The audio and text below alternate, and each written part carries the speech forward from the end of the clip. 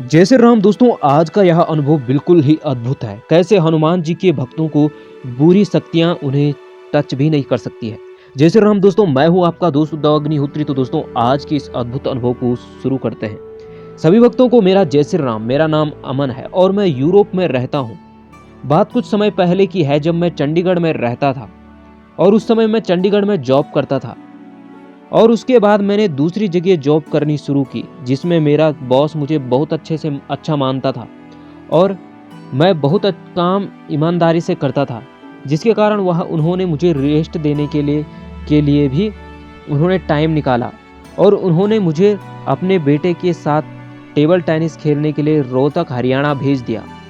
उसके बाद मैं अपने रोहतक हरियाणा से दिल्ली अपने नानी के घर आ गया और नानी के घर कुछ समय तक रुकने के बाद मैं रोहतक वापस हरियाणा जा रहा था। करीब 8 साढ़े 8 बजे रात के समय मैं रोहतक हरियाणा में पहुंचा और मैं बस अड्डे में पहुंचा तो मैंने उनसे सरायू का रास्ता पूछा। और जब मैंने उनसे रास्ता पूछा, क्योंकि मैं सरायू के रास्ते के बारे में नहीं जानता था, तो उन्होंने मुझे आगे के रास्ते की ओर बताया। मैं वहां से आगे बढ़ा और अचानक से मुझे एक गली दिखाई दी। उस गली में एक आदमी एक दरवाजे से बाहर निकलता है और दूसरे घर में जाता है, लेकिन उसके कदमों की आवाज़ नहीं आ रही थी। मैं आगे की ओर बढ़ा और जैसे ही मैं आगे बढ़ा तो वह घर थोड़े पीछे छूट गए। फिर मैंने उत्सुकतावश उस ओर देखा जिस ओर से वह आदमी बाहर निकला था। मैंने देखा, अरे वहाँ पे तो कोई घर है ही नहीं, और जिस दरवाजे से वह बाहर निकला था वहाँ पर कोई दरवाज़ा भी नहीं और सफ़ेदी के पेड़ है। वहाँ आसपास कोई भी घर नहीं है। यह देखकर मैं हैरान हो गया। मैं थोड़ा सा डर गया, लेकिन तभी मुझे महसूस हुआ कि किसी ने मुझे पीछे से पकड़ा हुआ है और मैं पीछे मुड़कर देखने की मेरी हिम्मत नहीं थी।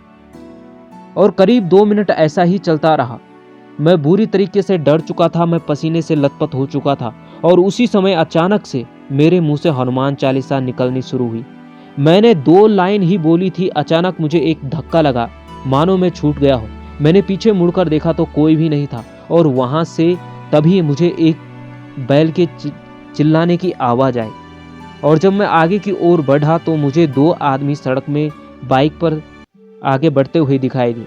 मैंने उनको रोका और उनसे सरायू का रास्ता पूछा तो उन्होंने मुझको देखा कि तुम इतने पसीने से लथपथ क्यों हो और कहाँ से आ रहे हो।